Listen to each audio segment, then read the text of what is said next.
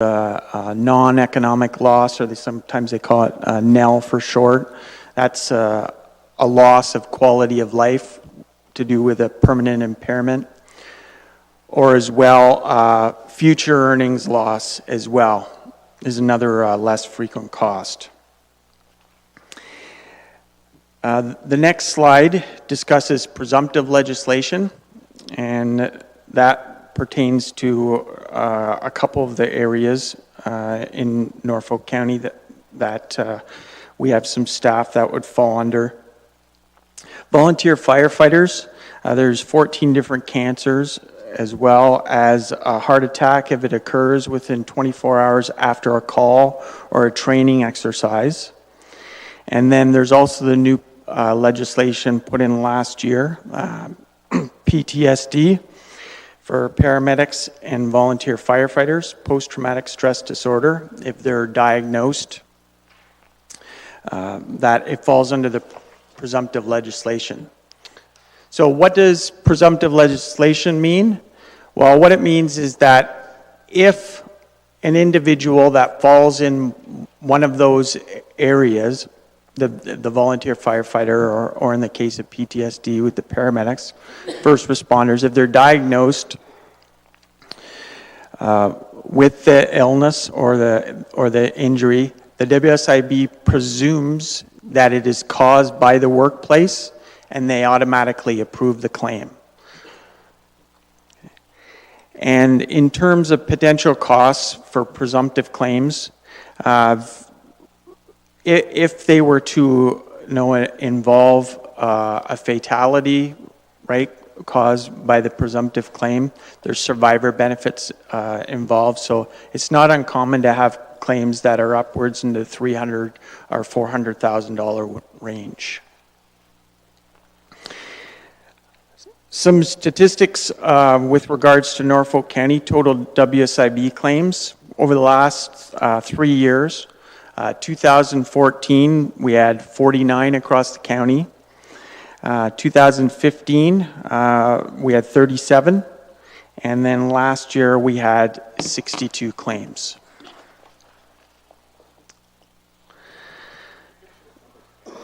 Absolutely. 49 in 2014, 37 in 2015, and 62 last year. So you may ask why the increase in 2016. In terms of root cause, musculoskeletal disorders and slips, trips, and falls were our two biggest root causes. The biggest increase was in the musculoskeletal disorders, or sometimes called MSDs for short. Those are those soft tissue injuries, or sometimes they're referred to as strains and sprains, or sometimes they're referred to certain instances, there's repetitive stress injuries where somebody may be doing the same movement over and over again, would be a repetitive stress injury. In terms of looking at the claims, we've looked at, there's 3 areas of opportunity that we're looking at this year in order to improve and to lower our claims in MSDs. One is following procedures, so management following up on procedures, making sure that they're done properly in a safe manner. Also improving procedures. If there's a way that we do a procedure now and we can do it a safer, better way that's less risk to the employee for an MSD, then we'll adopt that procedure. Also looking at tools and equipment in terms of replacement of old tools or equipment, looking at tools that are more ergonomic, and also adding new tools and equipment that can help lower the risk of musculoskeletal disorders as well. And you can't forget as well, that's the importance of maintaining all the tools and equipment as well, making sure that they're safe and things are moving in good working order. And then the last thing that we're looking at and we're doing this year is promoting stretching in the workplace. Stretching both at home and at work can help lower the risk of strains and sprains or MSDs, because as your body's more flexible, then you're less likely when you're doing work for there to be a strain. The next slide, in terms of the type of employers there are under WSIB, there's called Schedule 1 and Schedule 2 employers. Norfolk County is a Schedule 2 employer. And basically what that means is that we're self-insured. We pay all of our claims, all the costs, and there is a 32% admin surcharge that the WSIB charges us in order to administer the claims as well. The Schedule 1 works where they pay premiums based on all the different groups. There's all different codes for all different occupations, and they assign premiums to each one of those, and then whatever number you have in that area, and then they times it all together, and it's a lot more complicated, and they have credits and debits and that. Excuse me just for one moment. You've been 15 minutes now, and I just need to get some guidance from you. How much additional time do you feel you need for the presentation? Okay. Well, I did budget an hour, including questions. Okay. We started a bit late, so you may want to try and speed that up a bit if you can. But carry on. Please carry on. Yes, I know. Okay. I realize that.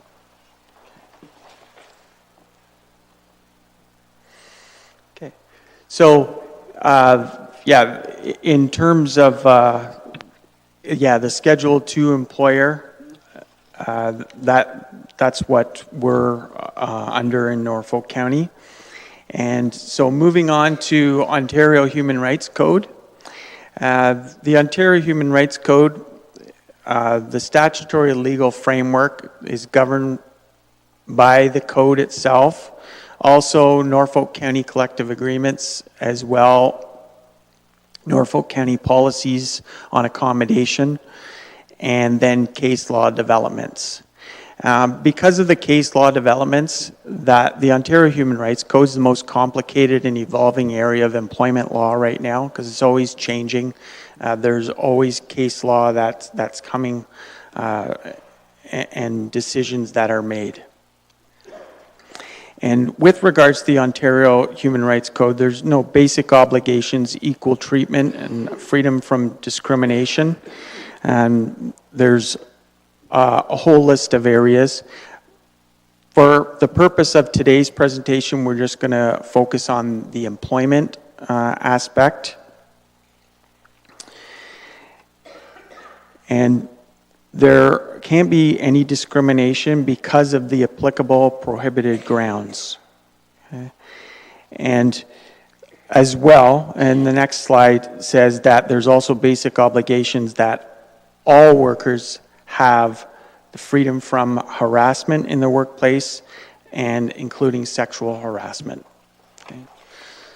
So those prohibited grounds that I just mentioned, they are disability, race, ethnic origin, sexual orientation, a record of offenses, ancestry, citizenship, gender identity, marital status, place of origin, religion, gender expression, family status, color, sex, and age. So for the purpose of employment, and what we're going to focus on in this presentation is in terms of accommodation in the workplace.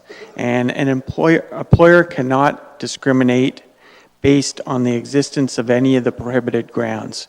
And disability and family status are the most common requests.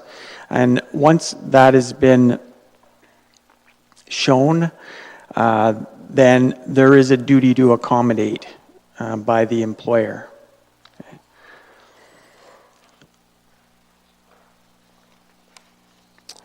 And in terms of the duty to accommodate, There is a limit on that, and one of the limits could be a BFOR, or known as a bona fide occupational requirement.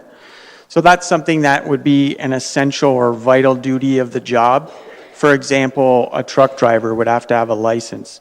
Okay, that's a bona fide occupational requirement. Also, another limit on the duty to accommodate is the concept known as undue hardship. So in terms of undue hardship, health and safety would be an example of undue hardship. Okay, in order to accommodate an individual, you can't put other workers or public safety at risk. That would be undue hardship. Financial could be undue hardship as well, but it's undefined on the code. What it states that if it places a significant difficulty or expense on the employer, but this is all relative. If you look at a small business, right? So with a private small business, undue hardship, could be a couple of $100s. But in terms of a municipality, the threshold is very high. It's much higher. So one of the things that has been determined to be undue hardship for a municipality is that we don't have to create positions that are not required. So the example that I always like to give is that we don't have to make up a position for counting paper clips, okay? Unless you're a paperclip factory, and then it's called inventory. So I have a slide on a little bit about family status, and we get more requests for accommodation under family status, and defined in the code that there has to be a status of being in a parent and child relationship. The important things to note in terms of accommodation for family status, it has to be a need versus a want. An example that I give is in terms of you may have, say, a single parent with no family in the area asking to leave a half hour early in their day is a lot different from a parent wanting to see their child's hockey game. Okay, so you can see the difference between something that's more closer to a need versus a want. Okay, and the employee does have to provide information to the employer in terms of why they need accommodation under family status. And regardless of the request under any of the prohibited grounds, whether it's family status or disability, the process is the same. Okay, so it's the same no matter what. And the next slide is the accommodation process, and this is the process that we have in place for Norfolk County. Step 1 is recognize the need for accommodation. Step 2 is to gather relevant information and assess the needs. Step 3 is to write an individual accommodation plan. And step 4 is to implement, monitor, and review the accommodation plan. Now, step 1, recognize the need for accommodation plan, usually starts with some form of request from the employee, but it can also be recognized by the employer that there may be potential in terms to look at the process for accommodation.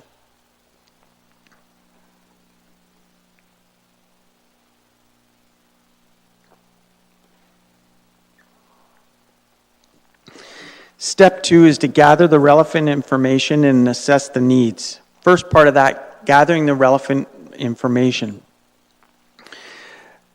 One of the first things we do in that in terms of for disability would be medical documentation. And what the employer is entitled to is the restrictions and the limitation of the individual and their prognosis, not their diagnosis.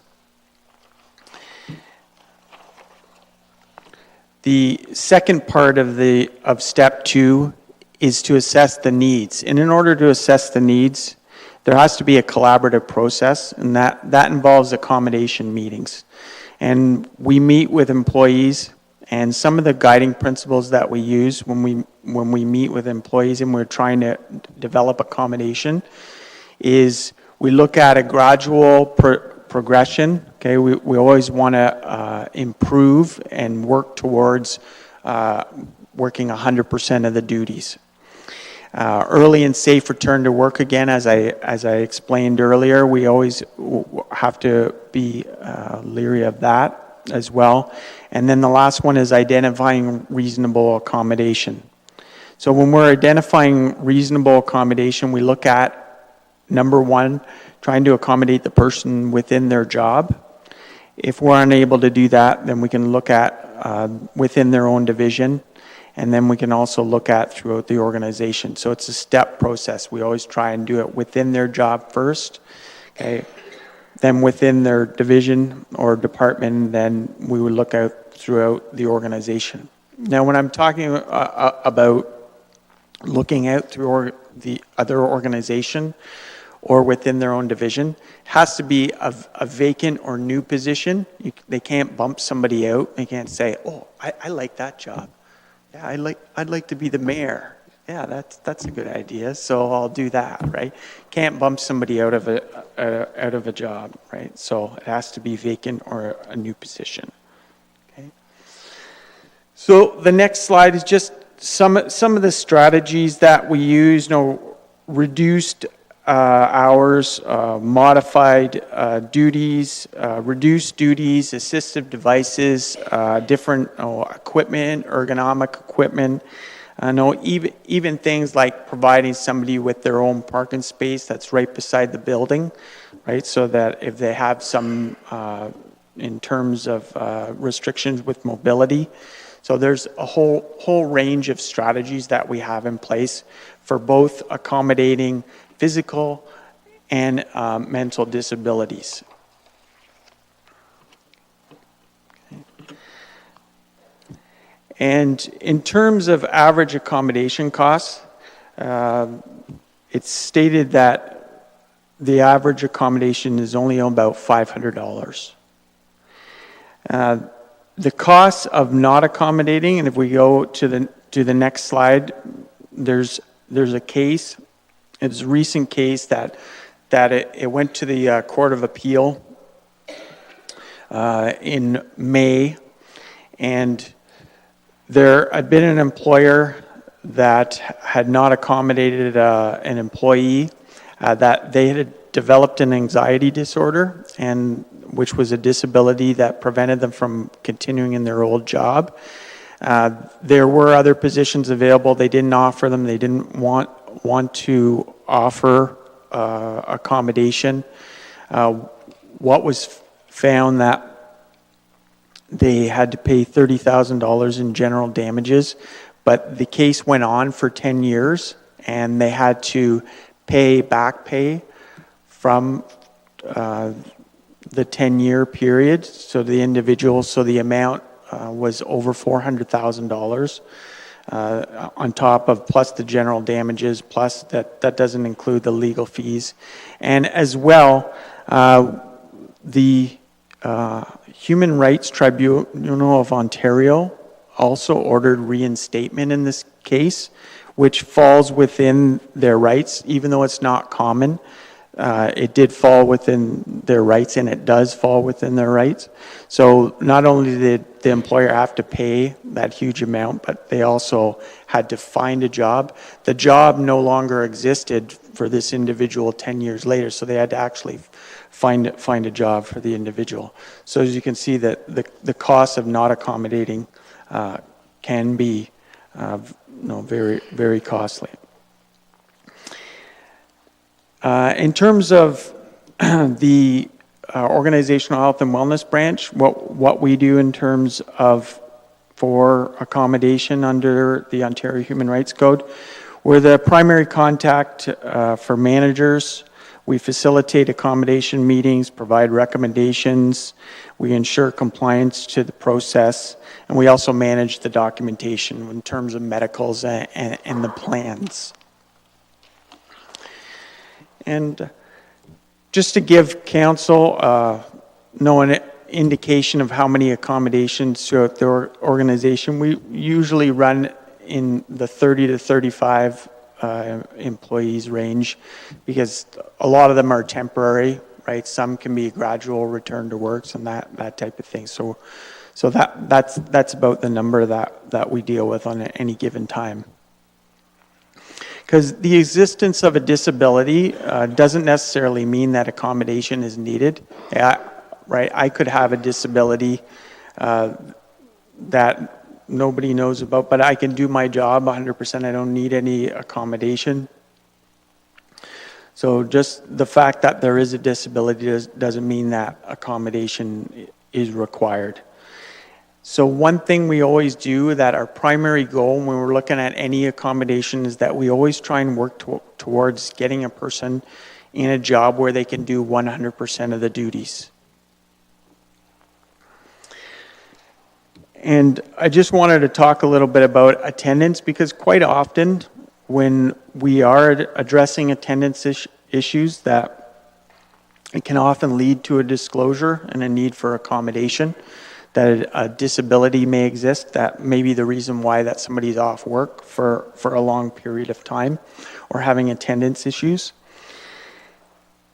And if we go to the next slide, under attendance management and support, some sick leave stats. The last 3 years that we've been right around 54,000 hours in terms of sick leave. So for each of the last 3 years, it's been almost like, within 100 hours, right around that over the last 3 years. And prior to that, it was increasing every year. Now, the average annual sick days per person that can draw sick leave, that has the right to draw sick leave, that it's 11.5 days per year. Now, that is somewhat inflated because we do not have a short-term disability for most of the employees. So if I was to go off on surgery for 6 to 8 weeks and I was using it from my sick leave, that would be included in that statistics. Or if somebody has a severe illness, that sick leave is to bridge them until they get to long-term disability. So the average public sector statistics per days per year is 10.6. So we are a little higher than average, but again, the surgeries and the short-term disability does increase that. I don't have it broken down to see what the effect would be if you took all of that out. And in terms of some of the things that we do for attendance management, if managers see issues with regards to attendance, we do meet with employees.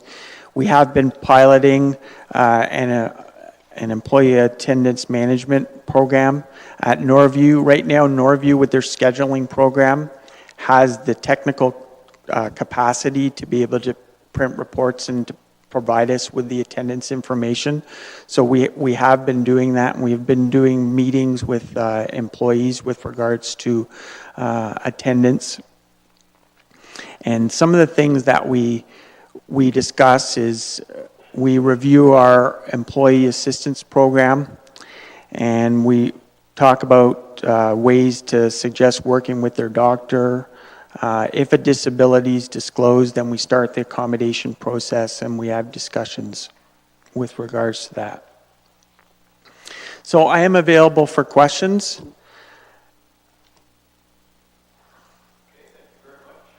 Thank you very much, Trevor, for that presentation. Thank you. I'm sure there will be a few questions from members of council and committee. Councillor Wells first, and then Mayor Luke. Thank you very much, Mr. Chair, and thank you very much for your presentation. I enjoyed it very, very much. One question I want to ask is, you suggested that at any given time we have 30 to 35 employees who are on accommodation. Is that correct? That's correct, yeah. And that's 365 days or whatever it is a year. That's every day we have 30 to 35 employees. Right, so there could be, some could have a permanent accommodation, and then the others may be temporary, right? So it could be, say in the case of an injury, right, and I come back, but I can't do 100% of my job, so we'd set up a gradual return to work. So I'd be accommodated, maybe I could work half days. So some of them are temporary, and then others are permanent. If I may ask just further, please. So when somebody is being accommodated, if they cannot work let's say they can only work a half a day. So do we then have to hire somebody else to work the other half a day?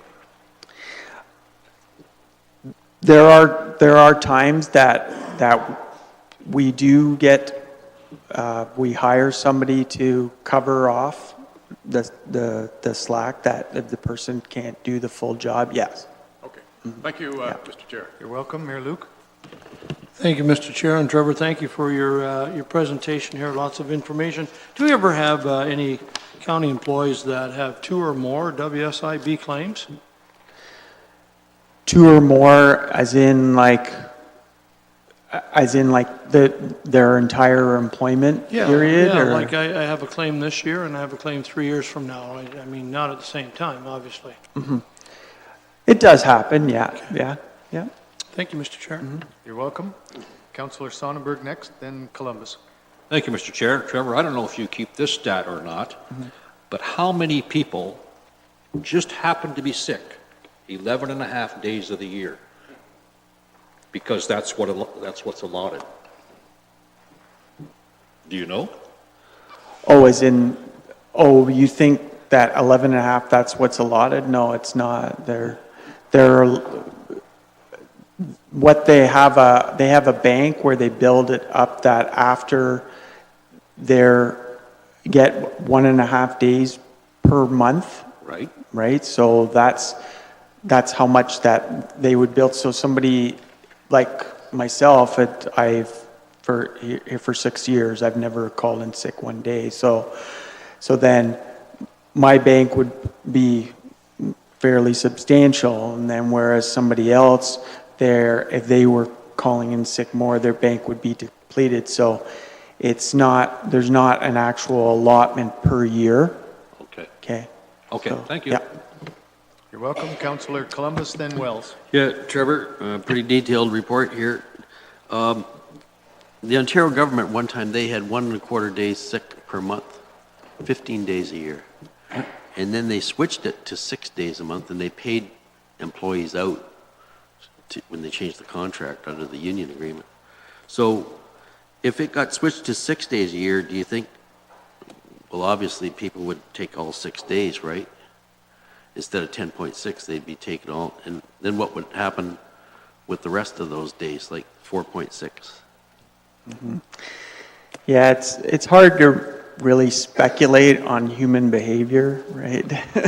Well, I know one thing. It depends on the individual, right? But the intention, right, for everyone, no matter what, sick days that you're allotted, is that to use sick days when you're sick. Right? I know if you didn't take the 6 days, you lost them. Mm-hmm. There was no bank. Yeah. So come around Christmas time, there was a lot of people sick because they wanted to use up their 6 days and they couldn't put it into the bank. It's interesting. Okay. Councillor Wells, then Brent. Thank you, Mr. Chair. Trevor, going back to this slide, in 2014, you had 49 claims, 2015, 37, and then in 2016, 62. And I can't remember whether you have given us a reason why there is more claims in 2016 than in 2015. Yes, absolutely. Those MSDs, or the musculoskeletal disorders, all the soft tissue injuries, strains and sprains, that's the increase. And when I look at the root causes, right, pretty well all the root causes were pretty flat year over year.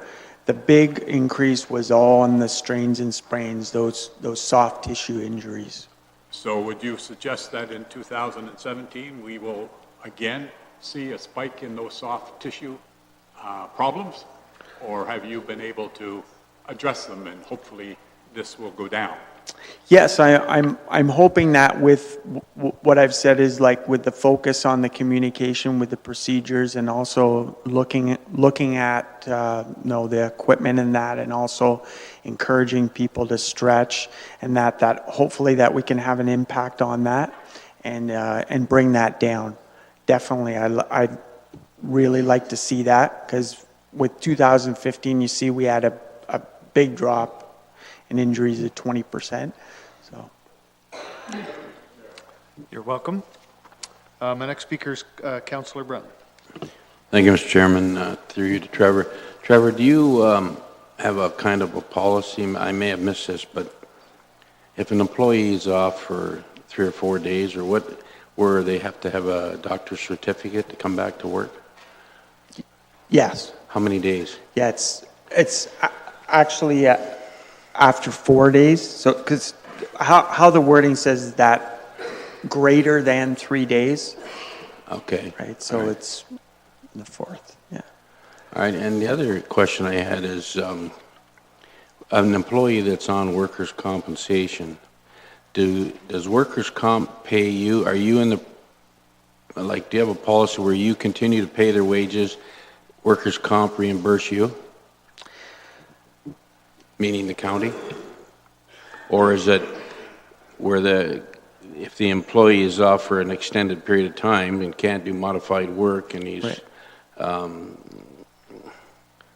I don't know, say a couple of months, does he collect that compensation payment, or does it come through you and you continue to pay him? So if they're working for us doing modified, right, we Right. pay them their wages. But if they're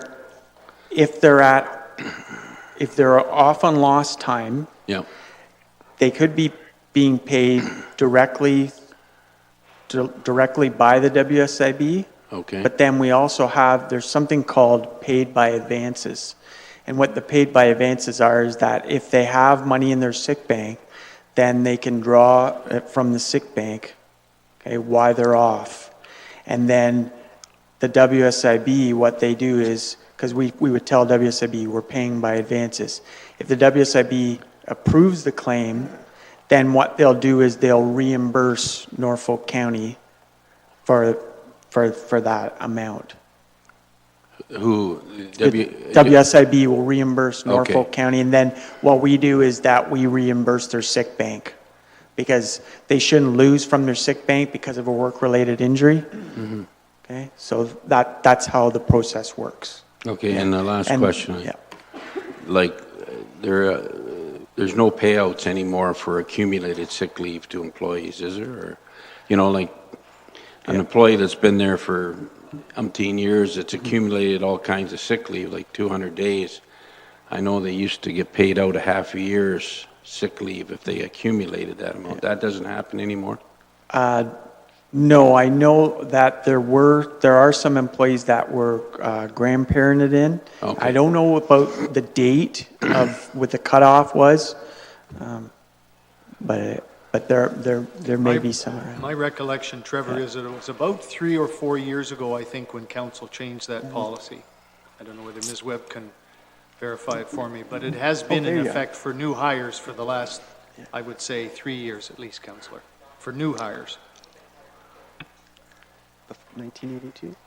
Okay, so anyone hired after 1982 doesn't get it. Okay, Yeah. thank you.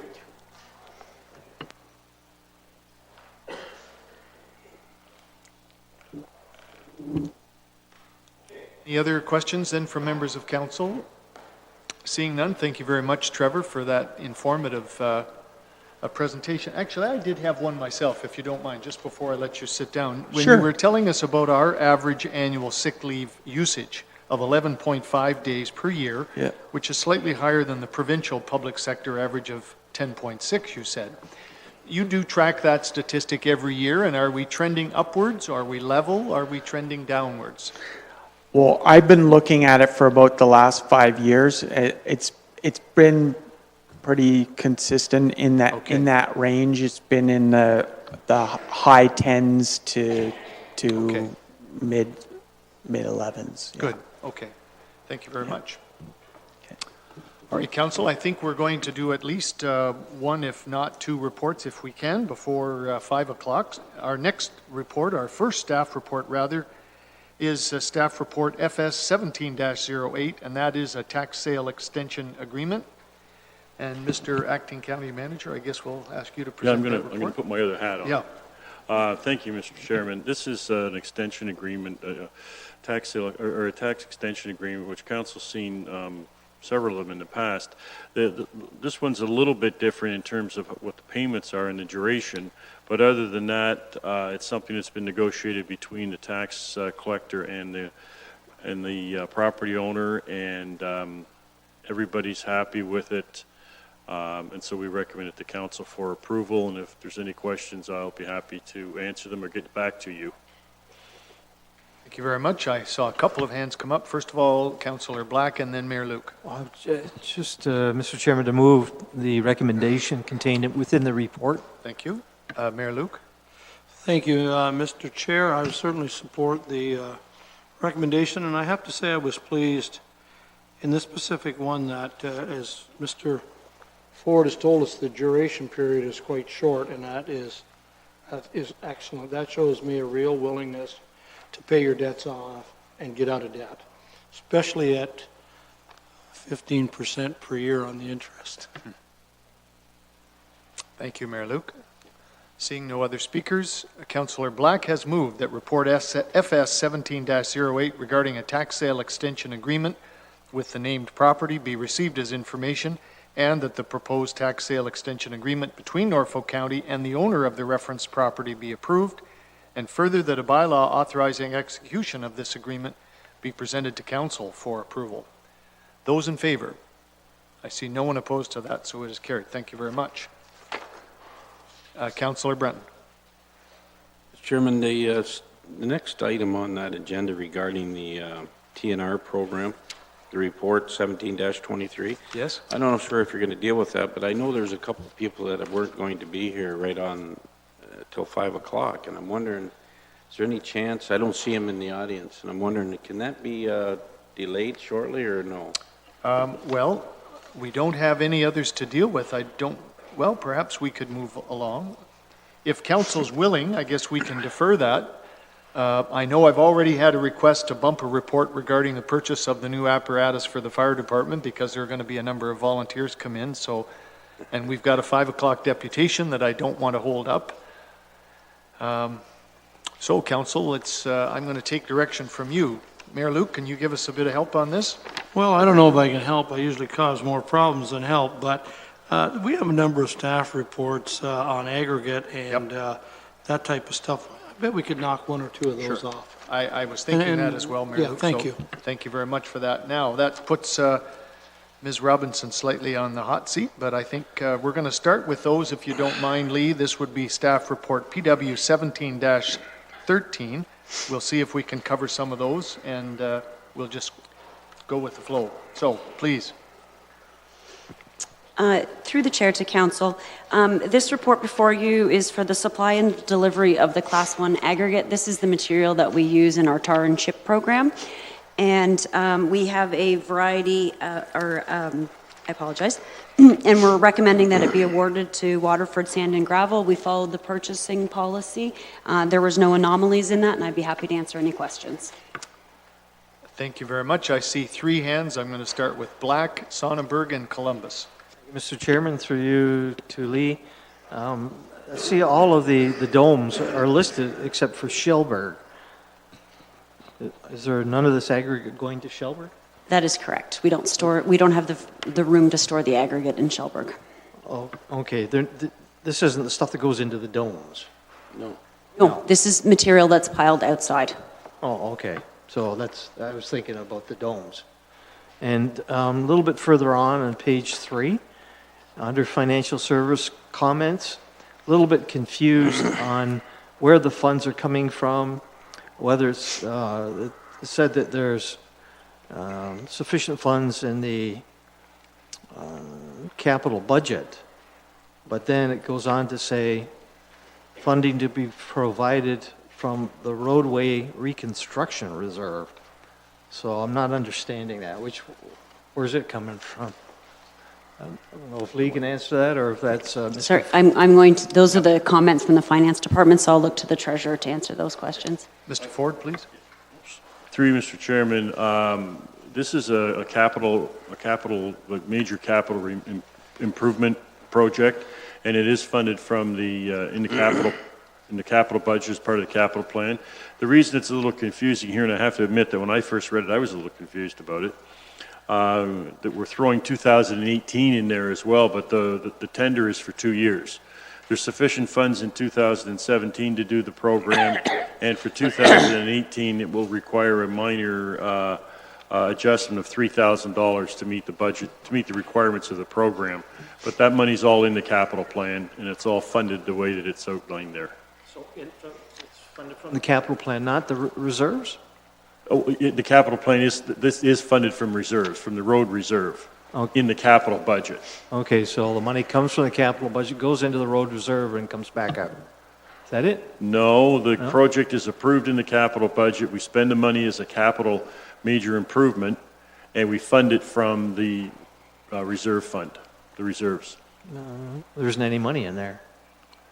Well, that's a different issue, and we're working to get that sorted out with council. But yes, you're absolutely right.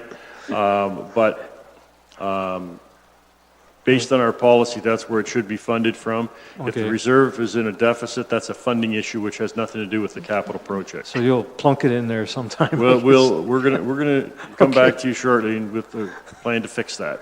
Thank you. You're welcome, Councillor Sonnenberg, then Columbus. Thank you, Mr. Chair. Through you to Lee. Lee, when we only get one tender response, how do we know that the price is fair or reasonable? Through the chair to council, there's a variety of ways. When we look at the prices that we've received from previous years and compare it to that, we reach out to our colleagues in other municipalities to see what sort of prices that they're paying. We do a fair bit of research. In addition, the majority of us involved in this have many years of experience, and we have a general idea of approximately where we would expect to see the numbers come in. And if they had come in very differently, we most certainly would have been going forward with a different report to council recommending that we did something different. You're welcome, Councillor Columbus, then Mayor Luke. Yes, Mr. Robinson, this is a 2-year term, and being that there was 4 companies took out tender applications and 1 tender was received, similar to Councilor Sonnenberg's question, was there not a long enough time limit, or why would only 1 tender be received?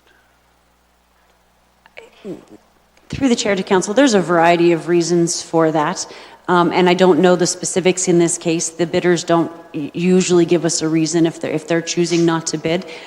Sometimes it's a matter of we're not supplying enough quantity. Sometimes some of the people who pick it up are too far away, and they feel that they won't be able to be competitive with a local company because they have to haul it for such a larger distance than we do. So I'm not sure the details in this case, but there's a whole variety of reasons why people don't submit a bid. Thank you. Mayor Luke. Well, through you to Lee Robinson, a couple of questions. First of all, this 2.6% over last year, and then in 2018, there's another 2.1% increase on top of this year's. That is not unusual, I don't believe, for an increase in an aggregate supplier. Is that a fair statement? Through the chair to council, it is actually less than we would typically expect to see. It's usually in the 3 to 4% range for increase in aggregate prices. And Mr. Chair, I think again, you know, this council, as well as yourself, you're part of council, we are always getting told we're falling behind on our roads are in disrepair, and I understand that, and I agree that it's hard to keep your roads up, but here again, people have to realize that our cost for maintaining roads goes up every year. Our tax levy went up 2.1% this year. This is just a small tip of the iceberg of a 2.6% increase, and that I assume through the chair to Lee will do the same amount of rural roads as roughly we did last year. Is that a fair statement? That is correct. So, you know, I wouldn't say we're falling too far behind on this particular program, but, you know, taxes go up because same level of service goes up. And we're not winning on our roads, in my opinion. I think something that is going to have to be addressed as we go forward is some of the conditions of some of our roads are pretty rough shape. Thank you. You're welcome, Councillor Brenton. Yeah, thank you, Mr. Chairman. Just through the lead. Lee, this take's coming out of Waterford. It says Waterford Sand and Gravel. And is that a pea gravel? No, this is a Class 1 aggregate.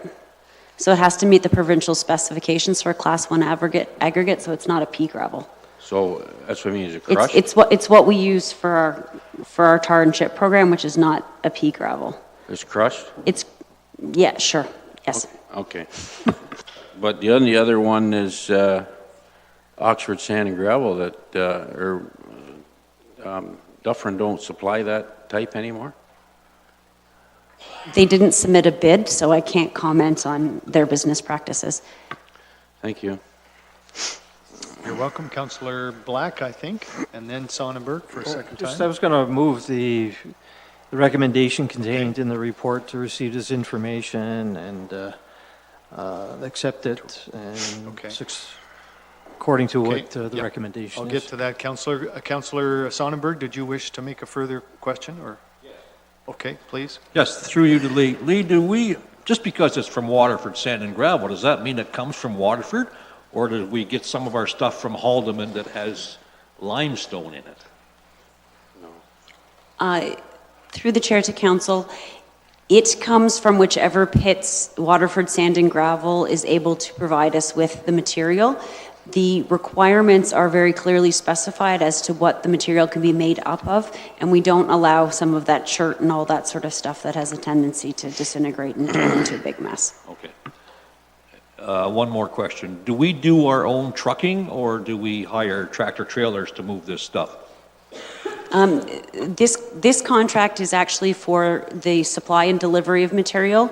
So the supply company is delivering it to our yards, and then we will use our own trucks when we have to take it out. This is basically to stockpile this material in our yards.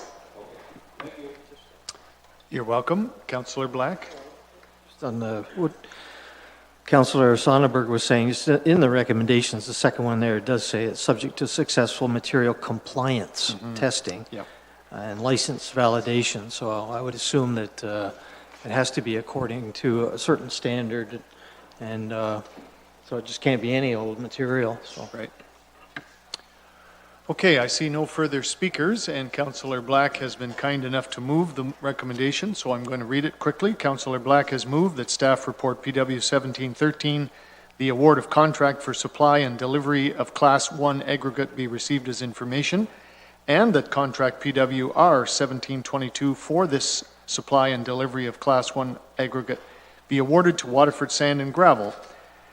It says as, but at prices and locations as set out in report PW 1713, subject to successful material compliance testing and license validation, and further that the mayor and clerk, manager of council services, be authorized to execute contract documents.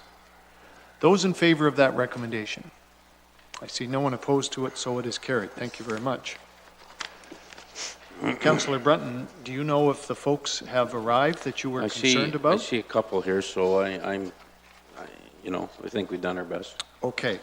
In that case, Council, I am going to go back and get in order on our agenda again, which will take us back to the first page of the agenda and to staff report DCS 17-23, which is unsolicited proposals for the feline TNR service program. And that's Mr. Baird, I believe. Mr. Baird?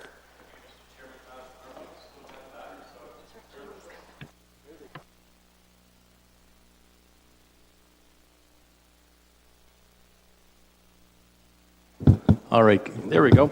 Okay. Good afternoon, Mr. Chairman. First report we'll be presenting tonight is regards two unsolicited proposals that we received from the community for feline trap neuter release services. And just by way of background, in 2016, Council approved $50,000 for the service. Staff prepared an RFP which was issued. Unfortunately, there was only one bid that was submitted, and that bid was deemed incomplete.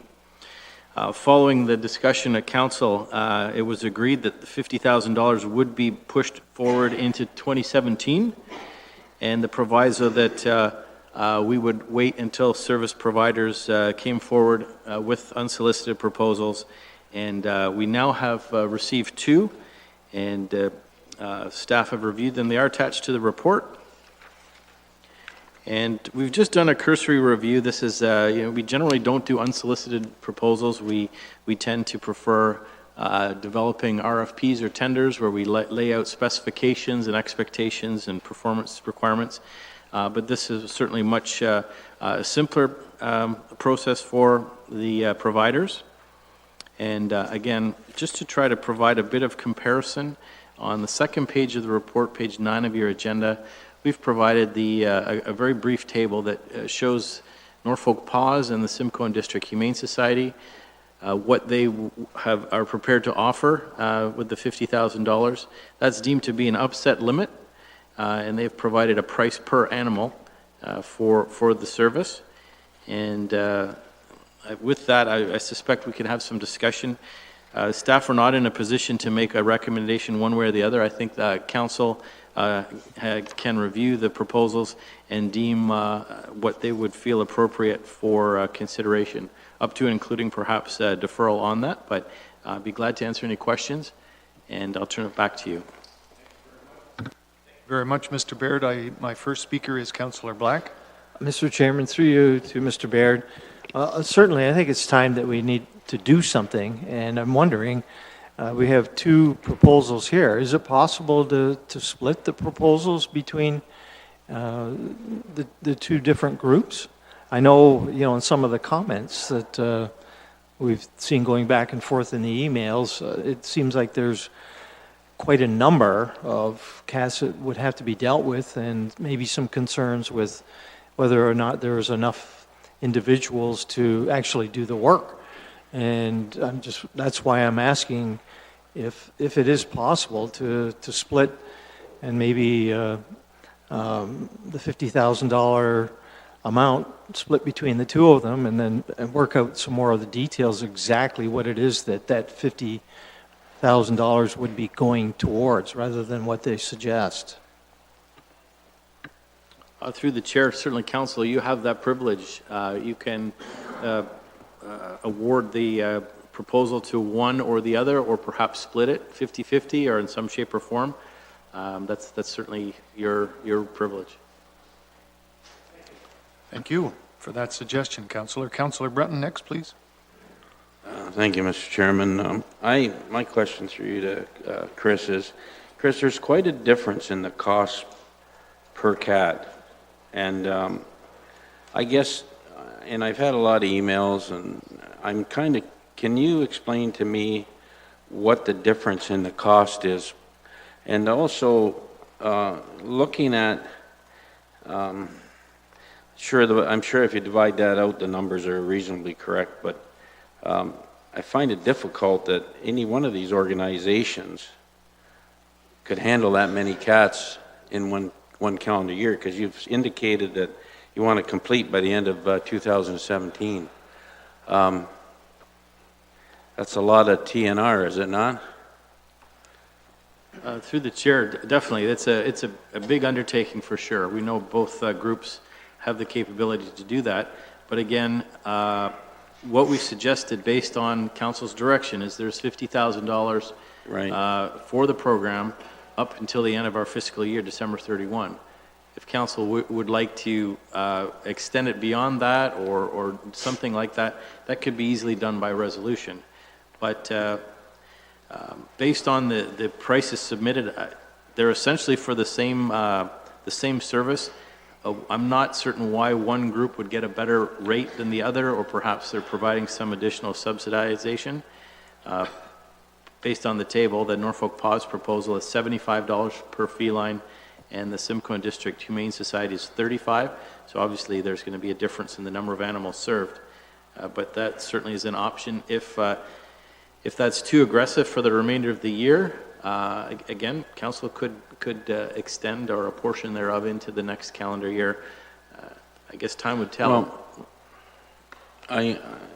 I guess I'm really wanting to find out more about the actual service that would be provided by each group. And I don't know if there's both groups here tonight. I know one of the groups are Norfolk PAWS. I see some members here from that group.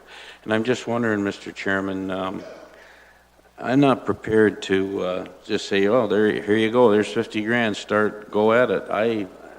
I'm more inclined to proceed slowly with maybe a minor amount of money to whomever to initiate the program and see how it goes, based on a good accounting by not only the group but by the municipality, so we get dollar value for what we propose. But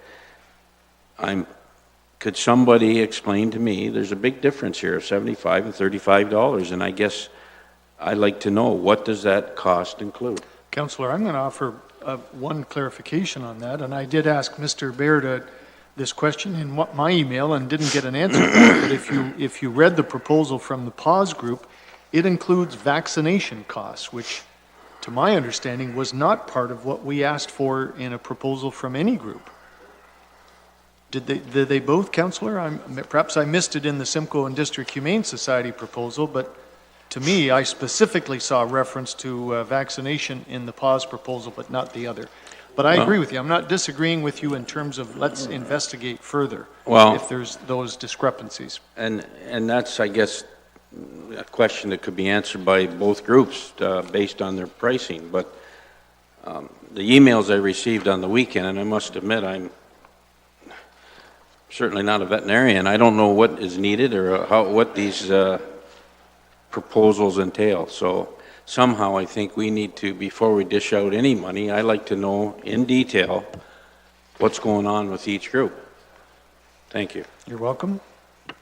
Further speakers, I see Councillor Columbus, then Black. Yes, Mr. Chairman, if you look at the chart on page 9 of the agenda, it has a check mark of vaccinations at the Simcoe District Humane Society, so it looks like it's part of the program. But I didn't see that in their proposal, Councillor. That was my point. I see. It might be listed there, but I didn't see the words in their actual proposal. Sorry, carry on. Well, one thing that I agree with is if we do go ahead with, if council goes ahead with the program, I like the idea that it's going to be so much per cat. I think that's important. And what if just a farmer out there that has a bunch of cats on his property wants to bring them in without going through PAWS or the Humane Society? Would he be able to be reimbursed also through this program of $50,000? Mr. Baird? Through the chair, in that particular example, Councillor Columbus, no. Council would be entering into an agreement with either or both of the service providers. We need to enter into agreement so that we know we've got proper liability insurance. The last thing we'd want to know is that a prize-winning cat is sterilized and released. We'd need some sort of controls, and it would have to be through the unsolicited proposals such as we've gone through. I agree that would be a big problem. Would there be a contract with any one of these groups, written contract? Through the chair, depending on council's decision, we would be putting together a very simple agreement that would spell out, basically take their proposal and spell it all out so it's very clear that both parties understand. And again, although there was no specific reference to insurance, it would be absolutely necessary to engage in work with the county. So I've spoken to our insurance folks at risk here with the county, and that would be one example. Again, just firming up the conditions so that we know exactly what the performance expectations would be. Mayor Luke, next, I think, please. Well, Mr. Chair, on the question about the difference of $35 proposed by one organization and $75 on the other, the way I read this, and correct me if I'm wrong, but on page 11 of our agenda, the Simcoe and District Humane Society proposal for services is the one that is going to be, if they're involved in this, is going to be charging the county $35. And it says, under the opportunity, that this reimbursement program, which will help the public and lists a bunch of different people there, will offset the cost of each surgery by $35. Will offset. Goes on to say in the solution that reimbursing $35 per surgery It sounds to me more like this $35, Mr. Chair, it's not the full cost, but they would look to us to offset whatever the total cost is of contributing $35 per